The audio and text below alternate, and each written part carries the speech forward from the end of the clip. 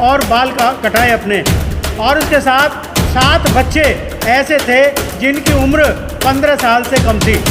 एक बच्चा तो इंजीनियर कर रहा था जिसने चीवर लिया और अपने 10 दिन का शिविर अटेंड किया। तो उस पूर्णिमा को खीर बांट देते हैं और बाकी जो है सारा अम्बेडकर जयंती पे बस ले जाते हैं। इसके अलावा सारे संगठन कोई काम नहीं करता। बुद्धिस्ट सोसाइटी ऑफ इंडिया बाबा साहब की बनाई संस्था है। सन 1955 में इसका बाबा साहब ने गठन किया था। बाबा साहब की संस्था में नहीं आता, बाबा साहब के संविधान बनाए हुए बुद्धिस्ट सोसाइटी ऑफ इंडिया के संविधान को नहीं मानता और बाबा साहब का नाम लेता है। मैं आज इस स्टेज से कह सकता हूँ वो बिल्कुल दोगले व्यक्ति हैं और अपने स्वार्थ के लिए नई संस्था बना करके काम कर रहे हैं।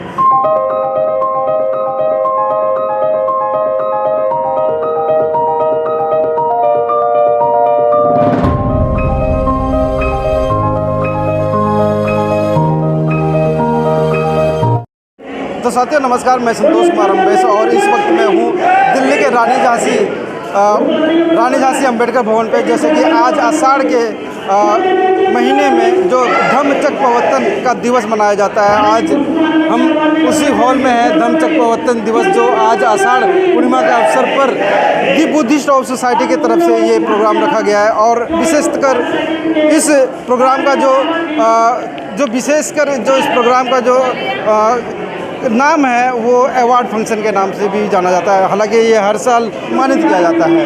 और जैसे कि मैं दिखा देना चाहता हूँ, यहाँ पे विशेषकर निवेदक के रूप में CS भंडारी जी और डॉक्टर सत्येंद्र जी जो कि दी बुद्धिस्ट ऑफ सोसाइटी के महासचिव हैं, राजपाल सिंह जी कोषाध्यक्ष हैं और यहाँ पे तमाम पदाधिकारी दी बुद्धिस्ट ऑफ सोसाइटी की तरफ से यहाँ पे मौजूद हैं और लोगों को अवार्ड मिला है। और अभी हम बारी बारी से भी हम जानेंगे, बात करेंगे कि हाँ जी सर क्या मतलब। हाँ बोलो आप कहाँ से सर? मैं जौहरीपुर से। झांकी भी आई है यहाँ पे?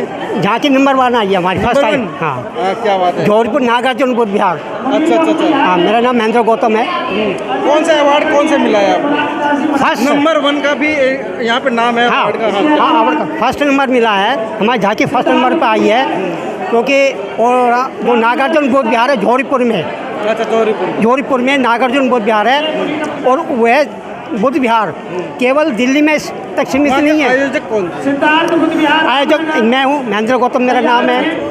हमारे एक सेक्रेटरी हैं प्रहलाद सिंह जी और जो अध्यक्ष हैं सुशील कुमार जी हैं, कैसर हैं किरण पाल जी।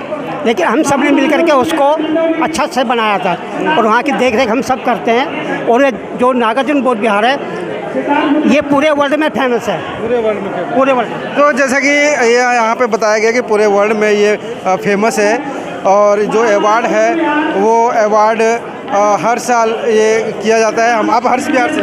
जी। क्या मतलब हर साल इस बार प्रोग्राम जो आयोजित किया गया है आप लोगों को अवार्ड मिला ही नहीं मिला? इस बार तो हमारी हर्ष बिहार की झांकी जो है कोई नंबर नहीं मिला था उसको। नहीं, हर बार तो आपको किसी न किसी पोजीशन। हाँ आते थे, हर बार आते थे। अब की बार नहीं। इस बार नहीं आ पाए मगर उस झांकी में सम्मिलित रहे हैं। हाँ झांकी में सम्मिलित। साथियों मैं लगातार जो कवरेज में दिखाता आ रहा हूँ। हमारे साथ में बौद्धाचार्य अतर सिंह जी जो कि हर्ष बिहार से चल करके इस प्रोग्राम में आए हैं। हर बार इनकी झांकी दिखाई दे रही थी।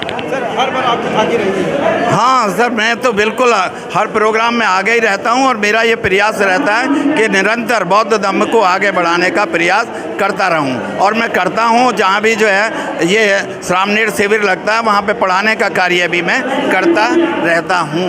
वहाँ पे पढ़ाने जाता हूँ और बौद्ध धर्म को आगे बढ़ाने का निरंतर प्रयास मेरा रहता है। सर आज क्या मैसेज देना चाहिए उस पे भारतवासी को और विदेश में भी अपना धम्मचक्र प्रवर्तन मनाया जाता है? इस पे आज के दिन पब्लिक को ये संदेश देना चाहते हैं कि जिस प्रकार भगवान बुद्ध ने जो है 5 परिव्राजकों को बौद्ध धर्म की दीक्षा दी थी, उनको बताया था कि दुख क्या है, 4 आर्य सत्य क्या हैं, तो भगवान बुद्ध ने उनको बताया कि दुख 4 आर्य सत्य हैं। पहला दुख है, दुख का कारण है, दुख का निवारण है और दुखों को दूर करने के लिए अष्टांगिक मार्ग है। और भगवान बुद्ध ने कहा कि जो अष्टांगिक मार्ग का पालन करेगा उसको किसी भी प्रकार का कष्ट नहीं होगा, दुख नहीं रहेगा। लेकिन अष्टांगिक मार्ग का पालन पूरी तरीके से पालन करना चाहिए। कहीं न कहीं जो बुद्ध की जो वाणी है और जो अष्टांगिक जो मार्ग है वो हर किसी को अपनाना चाहिए। कहीं न कहीं ये एक स्पष्ट और साफ़ सुथरा वाला ये धर्म है। और सर क्या कहेंगे, इस बार आप लोगों की पोजीशन आई है?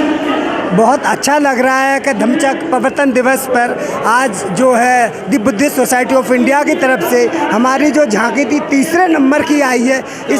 इस झांकी को लेकर हम बड़े उत्साहित थे और हमने इस झांकी को सजाने में बहुत मेहनत करी।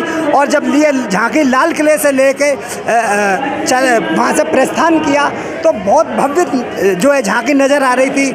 हमने कोशिश की थी कि हमारी झांकी जो है प्रथम नंबर या द्वितीय नंबर पे आएगी, लेकिन कोई दिक्कत नहीं है, हम फिर भी निराश नहीं हैं। अगली बार हमारी झांकी जो है 1 या 2 नंबर पे अवश्य आएगी। हम और सुंदर झांकी बनाने की पूरी कोशिश करेंगे। और सभी साथियों को और आपके चैनल को हम बहुत बहुत धन्यवाद देते हैं कि आपने हमारी बात रखने की यहाँ पे कोशिश की। और आज पूरे विश्व को जो है धम्मचक्र प्रवर्तन दिवस की ढेर सारी शुभकामनाएँ, मंगल कामनाएँ और तथागत गौतम बुद्ध का जो है सब पर कृपा और आशीर्वाद बना रहे। आज के कार्यक्रम से क्या मैसेज देने में कामयाब हो पाए? आज का मैसेज तो बहुत बढ़िया गया है। तथागत की अनुकंपा है कि हमारा जो धम्मचक्र प्रवर्तन दिवस है वो बहुत ही अच्छी तरह से और मंगल कामनाओं के साथ व्यतीत हुआ है। पूरी राष्ट्रीय राजधानी क्षेत्र से हज़ारों लोग आए और हमने किसी कोई किराए में नहीं आए, सब अपने अपने व्हीकल से आए हैं। और बाबा साहब और भगवान बुद्ध के सब अनुयायी हैं, सब अपने मन से दिल से साम दाम दंड भेद जैसे कहते हैं ना, तन मन धन सबसे लगा करके सब लोग आए और ये हमारा आज कार्यक्रम बिल्कुल सफल है। भंडारी जी, आप हर साल बाबा साहब की 22 प्रतिज्ञा है उस कार्यक्रम को करते हैं, बड़ा चलाकर लोगों को बुद्ध धर्म की तरफ आकर्षित करने का काम कर रहे हैं। लेकिन बुद्ध का धर्म सिर्फ यही नहीं था कि लोगों को बौद्ध बनाया जाए, उनको विपश्यना भी बताई जाए। क्या उस ओर भी आपका जो संगठन काम कर रहा है? देखिए, 22 प्रतिज्ञाओं के साथ साथ हमारा संगठन भी काम कर रहा है। हर दूसरे साल हम दीक्षा समारोह मनाते हैं और प्रशिक्षण शिविर लगाते हैं। प्रशिक्षण शिविर में लोग चीवर पहनते हैं और उनकी 10 दिन की ट्रेनिंग होती है। 10 दिन की ट्रेनिंग के बाद श्राम्य बनते हैं, केंद्रीय शिक्षक बनते हैं, बोधाचार्य बनते हैं। और उनका जो 10 दिन की ट्रेनिंग होती है वो हमारे बोधाचार्य लोग हैं, वो ट्रेनिंग देते हैं उनको। पिछले साल भी 2021 में हमने अम्बेडकर वन पर शिविर लगाया था।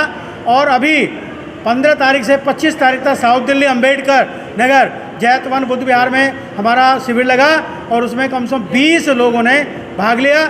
और बड़े खुशी की बात यह है कि जिसमें 2 महिलाएं थी जिन्होंने चीवर पहना और बाल कटाए अपने, और उसके साथ 7 बच्चे ऐसे थे जिनकी उम्र 15 साल से कम थी। एक बच्चा तो इंजीनियर कर रहा था जिसने चीवर लिया और अपने 10 दिन का शिविर अटेंड किया।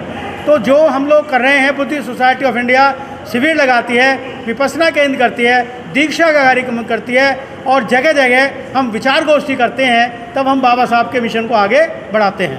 आज हज़ारों की संख्या में लोग यहाँ पहुँचे और माननीय मंत्री जी ने भी इस ओर ध्यान केंद्रित कराया संगठन का कि हमें आगे काम करने के लिए मिलकर सब काम करना है और सभी संगठन एक छतरी के नीचे है, चाहे वो राजनीतिक संगठन हो चाहे सामाजिक संगठन हो।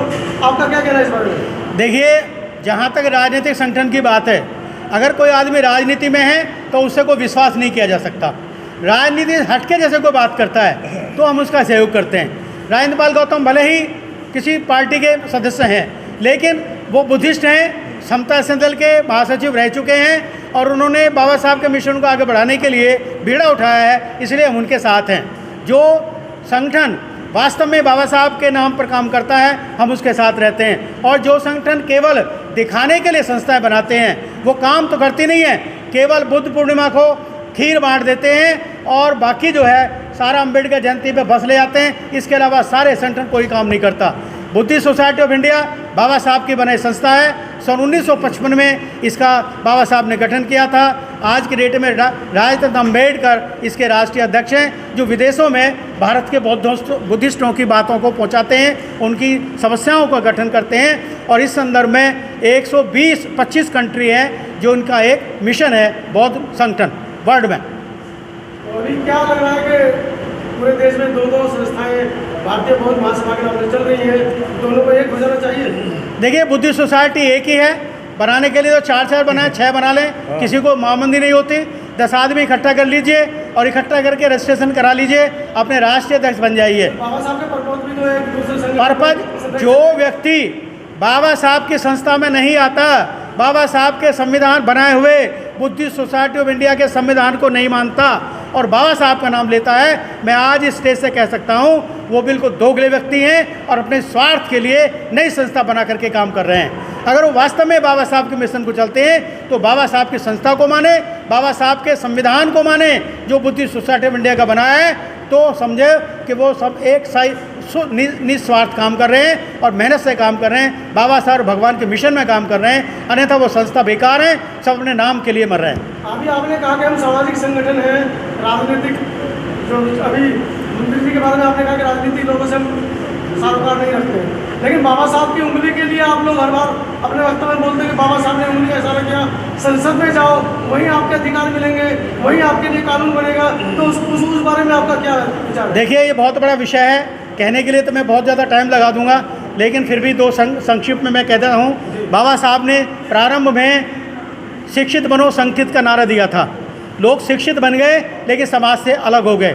फिर बाबा साहब ने दूसरा शोध किया और फिर दूसरा जो है प्रयत्न किया और उन्होंने ये कहा कि भाई सत्ता चाबी ऐसी है जो सारे दरवाजे खोलती है, लेकिन वहाँ पर भी जो MP MLA बन जाता है वो अपनी पार्टी का गुलाम बन जाता है, मानसिक गुलाम बन जाता है। फिर बाबा साहब ने नेक्स्ट कदम लास्ट में लिया 22 प्रतिज्ञाओं का, जो वास्तव में सब कुछ छोड़ते हुए जो 22 प्रतिज्ञाओं को मानेगा, उसका पालन करेगा, वही बुद्धिस्ट होगा और वो बुद्ध में भारत बनेगा। वीडियो कैसी लगी आप अपने कमेंट्स के माध्यम से हमें बता सकते हैं और चैनल को लाइक, शेयर और सब्सक्राइब जरूर करें। धन्यवाद।